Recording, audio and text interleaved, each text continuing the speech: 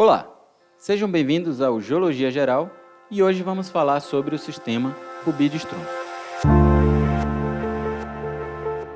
O sistema rubídio-estrôncio é muito utilizado para a datação de rochas que sofreram baixo grau de intemperismo e principalmente para a decomposição granítica e da série alcalina.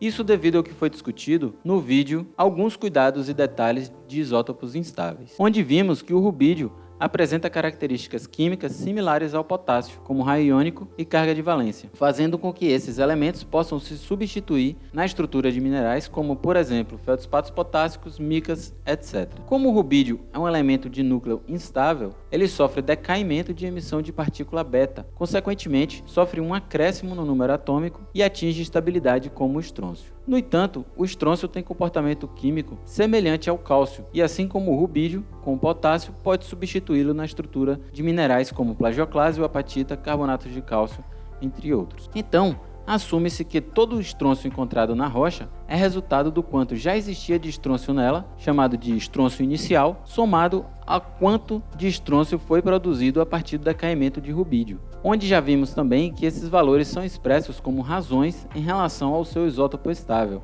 que nesse caso se trata do estrôncio 86. Então, como saber quanto de estrôncio já tinha na rocha antes de começar a ocorrer o decaimento do rubídio para ele? Para resolver esse problema, os cientistas precisaram arrumar uma forma de perguntar para a rocha quanto de estrôncio existia na sua composição inicialmente. E foi assim que foi desenvolvida a técnica da isócrona. Essa técnica da isócrona baseia-se na premissa de que inicialmente as razões de estrôncio 87 sobre estrôncio 86, representando o estrôncio filho, nos minerais que compõem a rocha são as mesmas. Afinal, seria o resultado esperado em termos de abundância desses isótopos de estrôncio. De maneira análoga, aconteceria o mesmo com as razões de rubídio 87 e estrôncio 86, representando a quantidade de rubídio pai. No entanto, devido à compatibilidade de elementos e como a natureza é um pouco mais aleatória, temos valores mais variados da razão rubídio 87 e estrôncio 86. Então, essa seria a representação de correlação entre esses elementos no momento da cristalização da rocha. À medida que o tempo passa, a razão de rubídio 87 e estrôncio 86 começa a reduzir, pois ocorre o decaimento do rubídio, e o estrôncio 87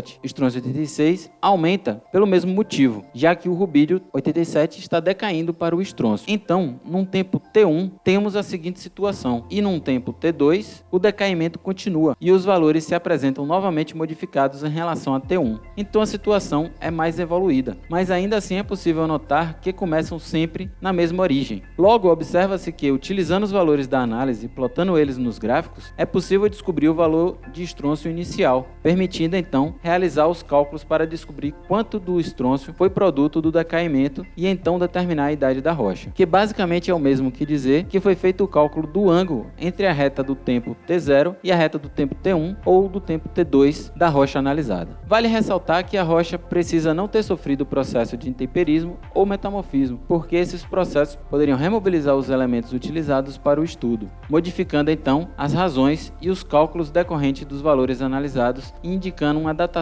equivocada para as rochas. Obrigado por assistir e até a próxima.